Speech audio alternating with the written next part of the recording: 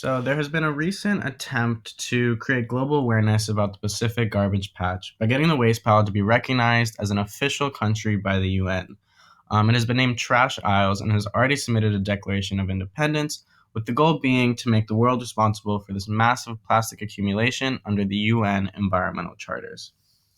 Recently, a company called the Ocean Cleanup has attempted to execute the largest ocean cleanup in history. So they're using the ocean's currents to catch and concentrate plastic.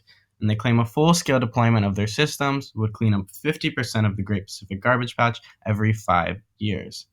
Um, but as the ocean cleanup waits for its proof of concept, most efforts to clean it up have failed, and the sad reality is that even if we remove the trash from the area, it will at best only slow down the accumulation since humans produce way more waste than we can manage. And that's excluding microplastics, which are the real enemy and almost impossible to remove. So a preventative approach might be our best bet. And since there's no real chance of stopping the way humans consume, the best solution lies in material science. If we're able to create an alternative polymer to traditional plastics, we can battle our consumption habits by having the waste that we create be much less harmful to the oceans, marine life, and ultimately ourselves as these plastics enter the food web. But in order for an alternative plastic to make sense, policy and legislation are important. Governments need to create a policy environment where alternative solutions can actually be effective. For example, if we put Elon Musk in Cuba, he probably won't be creating Tesla and SpaceX.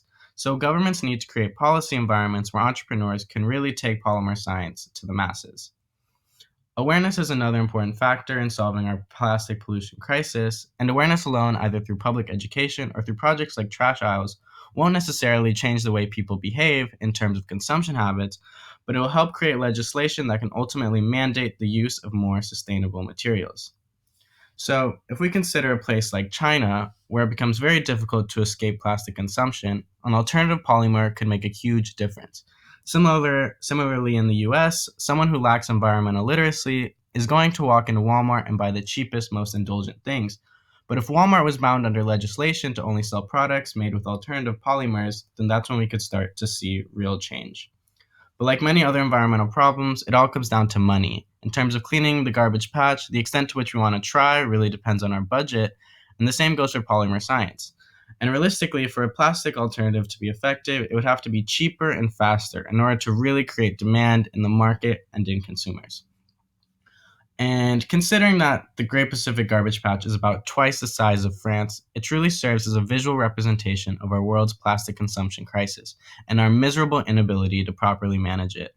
It's proof that our linear economic model is not sustainable, and creating things that are designed to be thrown away is illogical and is going to end up affecting the health of our species. Material science, legislation, combined with successful ocean cleanups and public awareness, all together in a perfect cocktail, could possibly be the solution for plastic pollution. But ultimately, we need to move towards a more circular economy that is that is more in line with the way nature works. If we can create a model where waste becomes something else's fuel, we could significantly decrease our negative impact on the environment.